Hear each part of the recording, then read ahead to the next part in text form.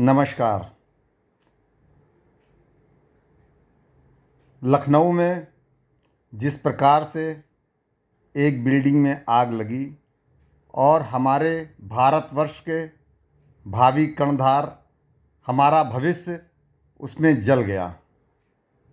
छोटे छोटे बच्चे जिन्होंने ज़िंदगी की शुरुआत अभी शुरू ही की थी, 15 लोगों ने तो उस अग्निकांड में अपनी जान तुरंत ही दे दी और कुछ हॉस्पिटल में गंभीर अवस्था में हैं।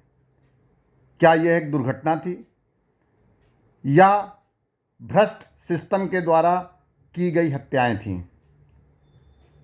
हम हमेशा इस डर से काम करते रहते हैं कि इस सिस्टम से कौन लड़ पाएगा। सिस्टम से लड़ने का कभी हम सोचते ही नहीं।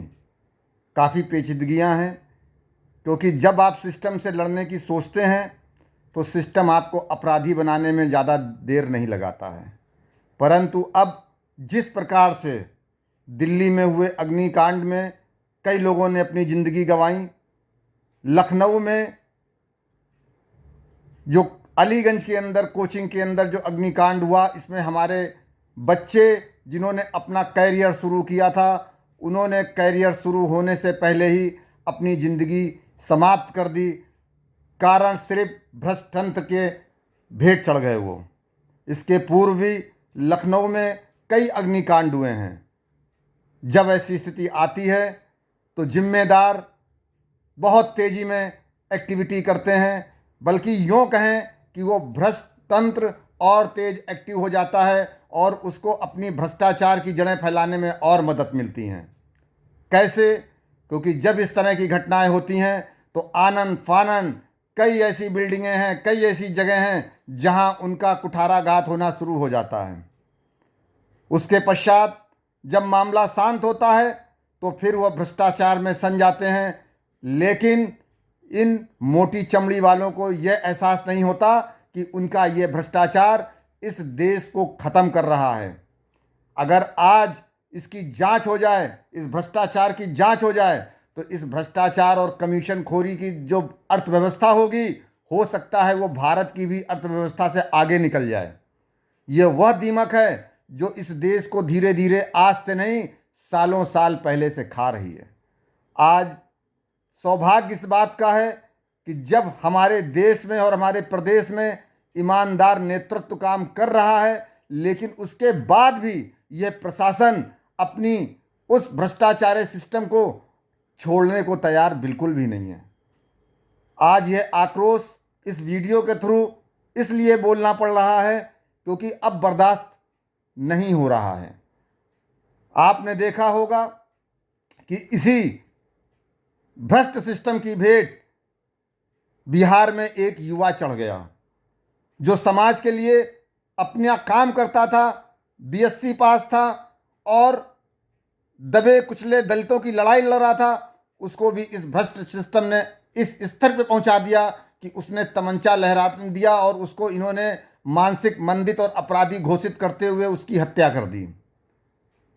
यह दर्शाता है कि सिस्टम अपने हिसाब से ही चलेगा, अन्यथा आप बोलेंगे तो आपको अपराधी बनाने में वो देर नहीं करेंगे। परंतु मुझे लगता है समय करवट ले रहा है।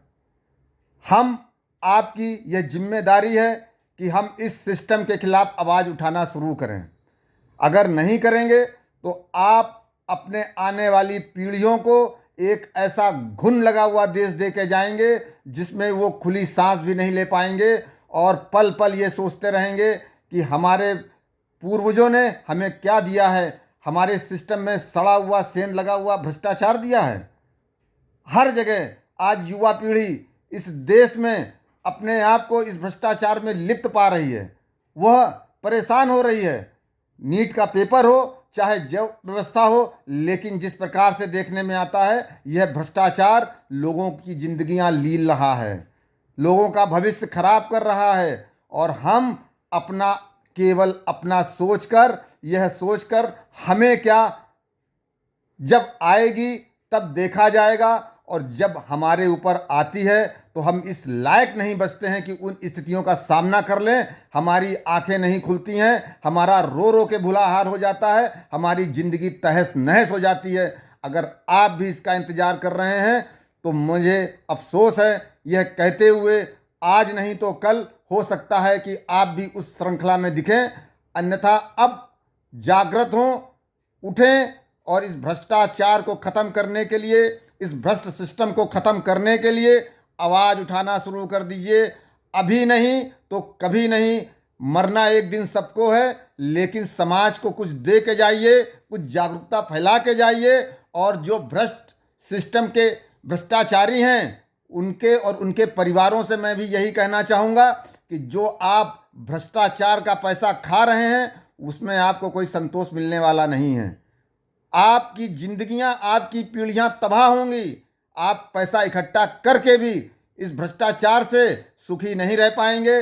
अब इस हाय के साथ आपको जीना पड़ेगा और इस हाय के साथ आपको मरना पड़ेगा। आप भी सुधर जाइए, अन्यथा जनता की सब्र की सीमा अब टूट रही है, बर्दाश्त नहीं हो रहा है। भ्रष्ट तंत्र समाप्त करो, अन्यथा ये जनता आपको रहने नहीं देगी, नहीं देगी, नहीं देगी। बहुत बहुत धन्यवाद। जय हिंद, जय भारत।